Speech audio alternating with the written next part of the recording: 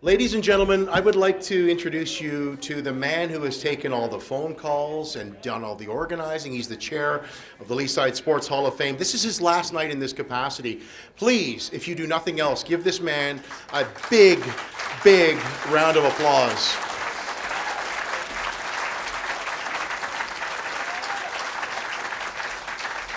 Alan's going to give George Armstrong his plaque, but first, can we dim the lights, folks? And, well, you know the rules, the routine. A perfect backhand pass to Armstrong. And the Leaf captain hits the empty net. Played my first year of hockey for Leaside, and my grandpa lives around the corner from here, so I'd go up to his house Saturday night and spend the night there, and then my aunt or my grandpa would take me the next morning for 7 a.m. practice. He's just grandpa. I remember as a kid, like, there'd be a lot of moments where we'd be on, like, in public and someone would recognize him, and to me, he was just my grandpa, and that's like, that's who he is. We're at the halfway mark in the second period. The score is tied 2-2, and the Canadians appear to be weakening. So far, Armstrong has been a standout, and he seems to be all set to make his mark in the NHL. Here's the pass. Armstrong moves fast on the right side. He takes the pass on his skates. He moves in over the blue line. He's around Bouchard. He's right in on McNeil. He shoots. He scores! Armstrong really made a great move there, going down the right wing and taking that pass just like a veteran. It was a great scoring play, and he looks as if he's going to be here for quite a long time, the way he handled that puck. We used to have like a family tradition of every Boxing Day after Christmas, we would all rent a sheet of ice, and all of the grandkids would go out, and the whole family would be out there, and we'd start by just kind of skating around and having some fun, and then of course it would break into like a fun game of shinny, and of course he was still so good. He was still able to, like stick handle and skate around, and he wore the exact same skates he wore in the 60s that probably haven't been sharpened since then. It was really cool to be on the ice with him for sure, and he's just so good with the grandkids, and it was always a really fun time for sure. It's cool to see though, a lot of the characteristics you hear about him as like a Leafs captain and everything, you see it in him like as an individual. He is the most humble human being I know. So, I mean, he's the type to give the credit to everyone else and stuff like that. So, it's amazing for the family for sure to be like, this is something he deserves, and so it's nice for us to see for sure.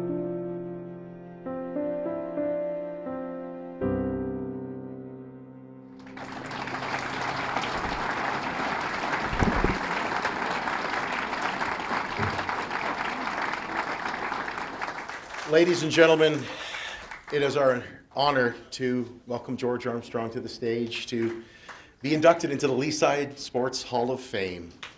Mr. Armstrong?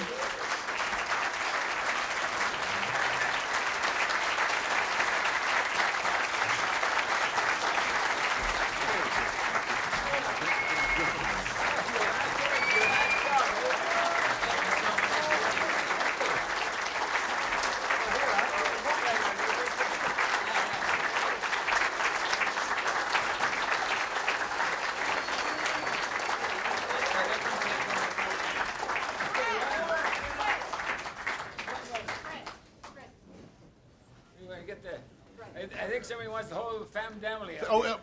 We need Fred to the stage, please. Here is Fred.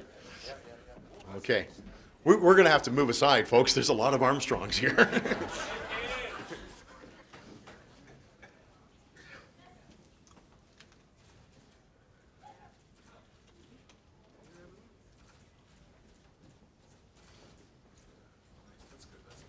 Awesome.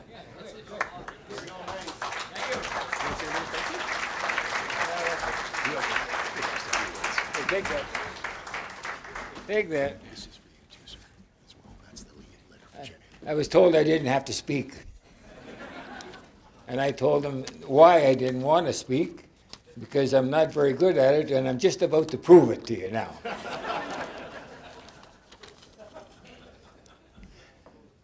First of all, probably people are wondering what has he got around his neck up here, you know. And I'll tell you what it is. It's just, it's a native decoration. It's like women putting costume jewelry on when they get all dressed up and they go out.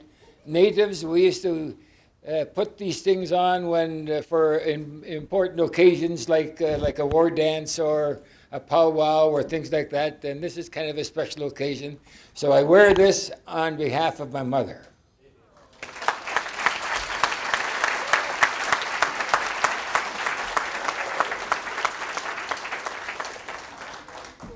In 1960, 55 years ago, I knew I had to make a move in my life, and because I had children, Brian and Betty Ann, Brian was 6, he had to go to school, and so the way we were doing it at that time was not ideal.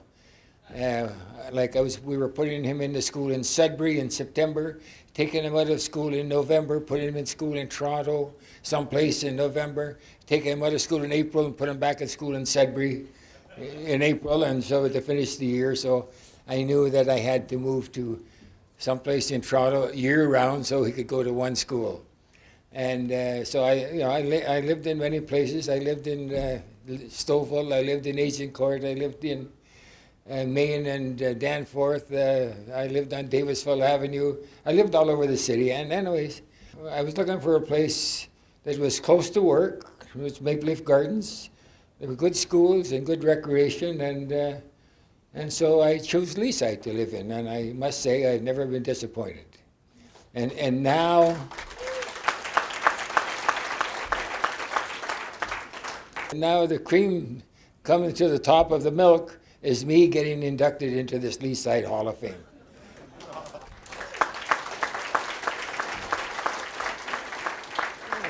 I don't know whether I deserve it or not, but I sure am happy to get it.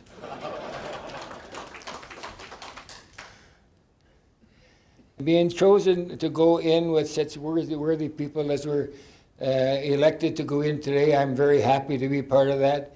I'm happy to have, especially happy and thankful to have fellows like Mike Walton and Bobby Bond and Eddie Shack and Mr. Fletcher come out here on this occasion to, I guess they've added a great deal to this event here tonight for you people, I'm sure.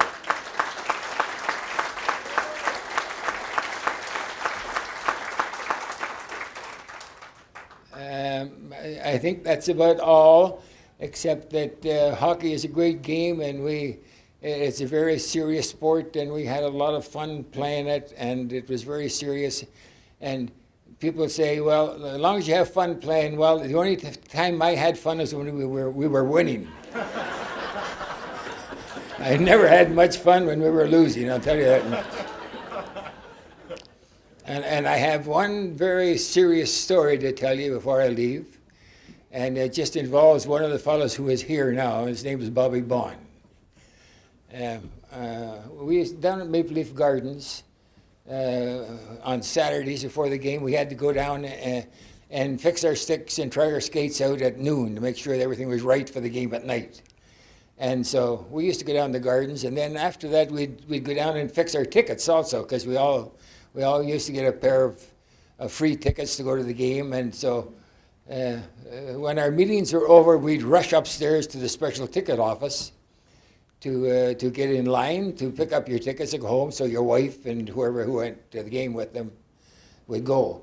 And so I got my work done quickly, and I got upstairs quickly. And it was like going through that door, and then there were stairs right at the top, right in there. There were stairs right up the top, and then you would line up there.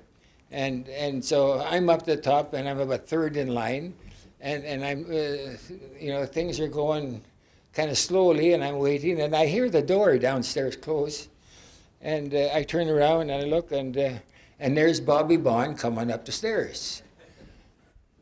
And so he comes over and he stands behind me, and there's no young kids here, but I kind of give Bobby Bond, I had my hand behind the back, and I give Bobby Bond a little flick in the jewels, kind of,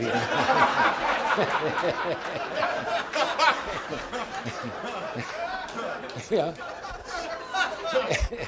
And I'm waiting there, and I'm expecting to get a punch in the back of my shoulder or in the back of my head or something, and nothing happens, you know. So I turns around like that.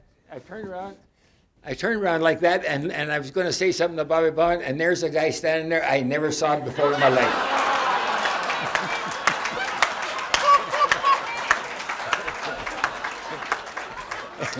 And that is a true story, and we do. And I will close with that. Thank you very much.